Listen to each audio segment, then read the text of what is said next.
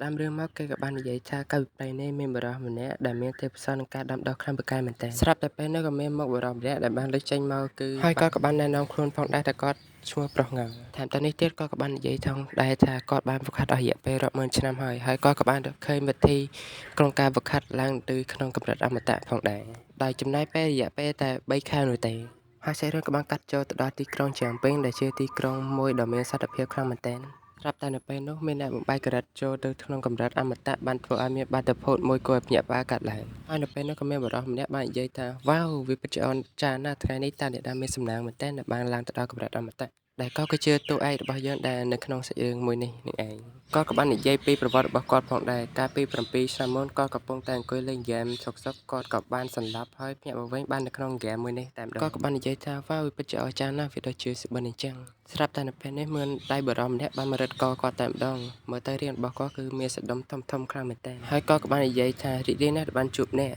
ថាទៅនេះទៀតគាត់ក៏បានណែនាំគាត់ខ្លួនឯងថាគាត់គឺជា system របស់តួឯកប្រុសយើងហើយគាត់ក៏បាននិយាយថែមទៀតថាឯងក៏មើលប្រុសស្អាតដូចជាយើងអីប្រុសស្អាតដូចយើងគឺមិនសមឲ្យប្រុសអាក្រក់មកមើលទេបន្ទាប់ពីគាត់និយាយចាប់រួចតួឯកប្រុសយើងបានក្អួតយកតែម្ដងដោយសារតែស្រេងនិងសម្ដីរបស់គាត់ខ្លាំងពេកប្រព័ន្ធ system គាត់ក៏បាននិយាយថែមទៀតថាបានហើយយើងឈប់និយាយលេងជាមួយឯងហើយម្ដងនេះយើងនិយាយមែនតែននិយាយជាសាច់ការយកតែម្ដង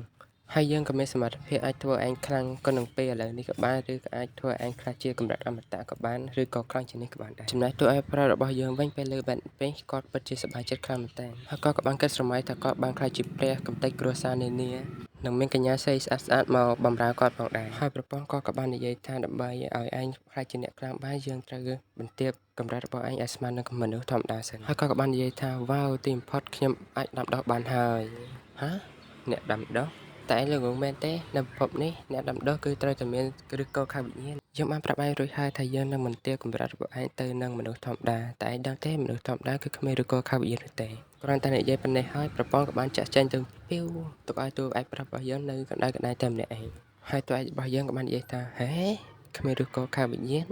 ដែលអស់ចិត្តក៏បានទៅកន្លែងវាស់ធម្មពលខាងវិញ្ញាណដើម្បីចង់ដឹងថាគាត់មានឫសគល់ខាងវិញ្ញាណដែរឬទេគ្រាន់តែគាត់ដាក់ដៃលើឧបករណ៍សម្រាប់វាស់ឫសគល់ខាងវិញ្ញាណអ្នកមើលកម្មវិធីនោះពិតជាភ្ញាក់ផ្អើលខ្លាំងមែនទែនដោយសារតែតួឯកប្រុសរបស់យើងគ្មានឫសគល់ខាងវិញ្ញាណនោះទេគឺពិតជាអន់ខ្លាំងមែនទែនគ្រាន់តែលើបាត់នេះភ្លាមតួឯកប្រុសរបស់យើងគឺពិតជាបាក់ទឹកចិត្តខ្លាំងមែនទែនកម្មដល់ពេលបច្ចុប្បន្នវិញតួឯកប្រុសរបស់យើងក៏បាននិយាយថាអ្វីៗទាំងអស់បានកន្លងផុតអស់រយៈពេលជាច្រើនឆ្នាំបាត់ទៅហើយឥឡូវនេះក្នុងកនតិជាអ្នកដោយសភៅនៅតាមផ្លូវធម្មតានោះទេនៅពេលនេះគាត់ក៏បានក្រោកពីដេកឡើងហើយគាត់បាននិយាយទៅកាន់តុក្កតារបស់គាត់ថាថ្ងៃនេះយើងប្រហែលជាអត់មានបាយហូបទៀតហើយ Piggy Bank និយាយទៅប៉ុណ្ណេះរួចក៏មានក្មេងស្រីម្នាក់បាននិយាយថាវ៉ាវមើលសៀវភៅនោះពិតជាស្អាតខ្លាំងមែនទែនហើយនាងក៏បានហៅបងស្រីនាងឲ្យមើលផងដែរថាសៀវភៅនៅទីនេះពិតជាស្រស់ស្អាតខ្លាំងមែនទែនចំណែកតួឯកប្រុសរបស់យើងពេលឃើញភ្ញៀវមកអញ្ចឹងក៏បានរៀបចំខ្លួនឲ្យស្អាតបន្ទាប់មកក៏បានទៅសួររាក់ទាក់ទៅកាន់អ្នកនាងកំពុងដែរថា